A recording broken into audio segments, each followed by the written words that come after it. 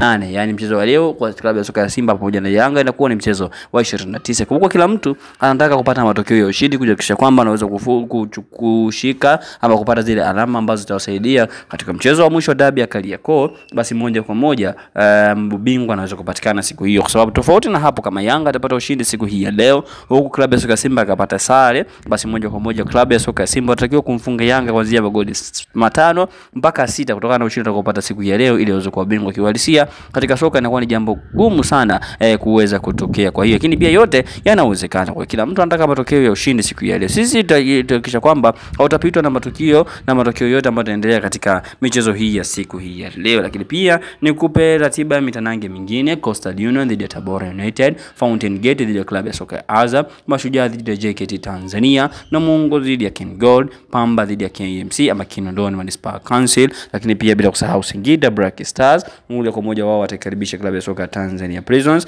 Lakini pia kwa Dar es Salaam Africa kama nilivyokupa taarifa hapo awali dhidi ya Dodoma Jiji, na Simba dhidi ya Kagera Sugar. Ni viwanja tofauti, viwanja takriban 8 siku hii ya leo vitawaka moto kama ilivyokuwa katika mitanange iliyoweza kupita ama katika midweek ama katikati ya wiki iliyoweza kupita, ambapo kila timu ziliweza kuvuna alama. Ni mchezo mmoja tu ambao ulishuhudiwa hakukuwa na goli. Jumla ya magoli 22 yaliweza kufunga katika viwanja tofauti. Simba, Yanga na Azam wakiongoza kupachika mabao mara baada ya kufunga mabao 5 kila mmoja. Je, wewe una maoni gani kuelekea katika mtanange wa siku hii ya leo? Sisi tuko hapa kwa ajili ya kuhakikisha kwamba upitu na matokeo yote yatakayoendelea katika mtanange huu ndani ya dakika 90 au kabla ya dakika 90 kama hivi, lakini pia hata baada ya dakika 90 tutahakikisha kwamba utapitwa na matokeo yote ambayo yataendelea katika mtanange huu.